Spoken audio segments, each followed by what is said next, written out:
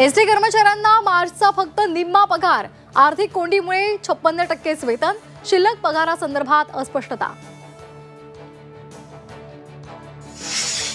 तनिषा भिसे कुटुंबियांनी एकनाथ शिंदेंची आर्थिक मदत नाकारली।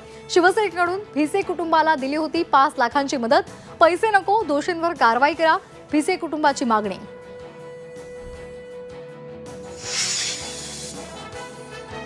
सर्जन उपलब्ध नसल्यामुळे मुंबईमध्ये एका रुग्णाचा मृत्यू, गोवंडी शताब्दी रुग्णालयातून सायन रुग्णालयात पाठवलं।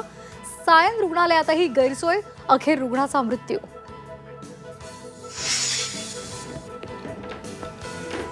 सरपंच संतोष देशमुख हत्या प्रकरणामध्ये 11 वाजता बीड न्यायालयामध्ये सुनावणी। वाल्मिक कराडसह सर्व आरोपींवर होणार आरोप निश्चिती।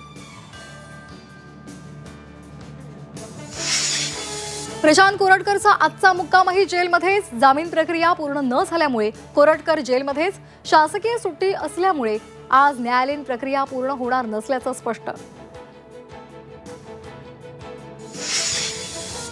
आदर्श पतसंस्थेमधील ठेवीदारांसाठी दिलासादायक बातमी। ठेवीदारांना 40,000 ठेवी परत मिळणार, सादर करावी लागणार कागदपत्र।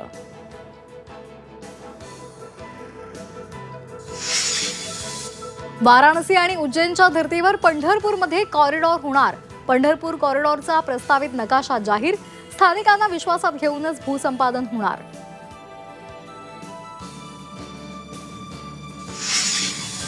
अमरावतीमध्ये रील स्टारला अटक, वाहतुकीला अडथळा निर्माण करून व्हिडिओ शूटिंग केल्यामुळे रील स्टार देविदास संगोले पोलिसांच्या ताब्यात।